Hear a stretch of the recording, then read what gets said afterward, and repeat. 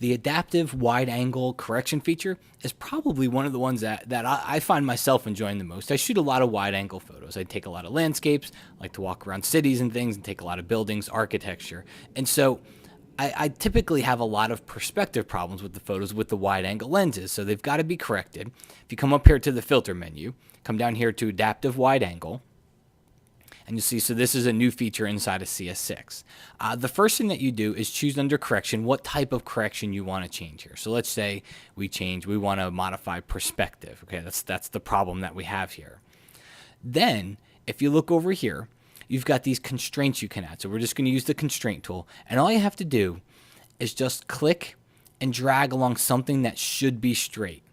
All right, and you can see it actually follows the curvature along the photo here. So I click and drag along something that should be straight. And then I can right click inside and I can say this should be vertical. So that kind of fixes it as vertical. Now, here's a little shortcut for you. And that is if you hold down the shift key, I'll come over here to the crane and take a look because this helps a lot.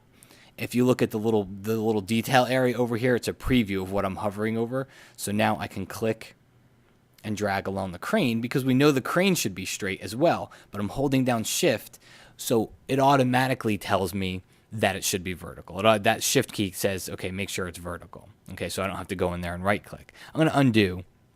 I do want to show you something because that's where this filter comes in. If you use Camera Raw or Lightroom, then you're familiar with the vertical and horizontal perspective controls we have.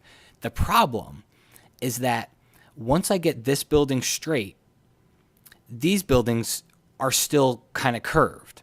Okay, so then I can use the controls inside of Camera Raw or Lightroom to try to get these straight, but then this one's going to go back. So what's cool about the adaptive wide angle is that I'm able to get really the best of both worlds. So again, I'll hold down the shift key and I'll just come over here and I'll click on this building or this crane over here.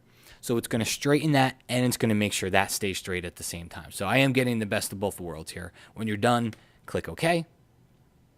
You can see here, one of the problems we're going to have is we're going to have to crop the photo. That's inevitable. So we'll come over here to the crop tool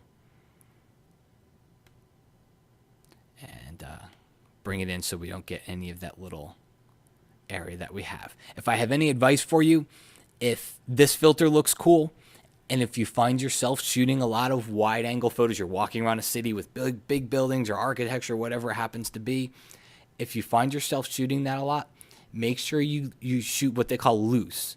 Okay, I know everybody says get it right in the camera. This is one of those places where you don't have to crop exactly right in the camera because you know you're going to have to fix it later. We know that we're going to have to fix the perspective later. So then we come in and we fix the perspective, but we don't end up cropping things out of photo. Like if you look, the top of the building here is right up against the top of the photo. So we don't really want that.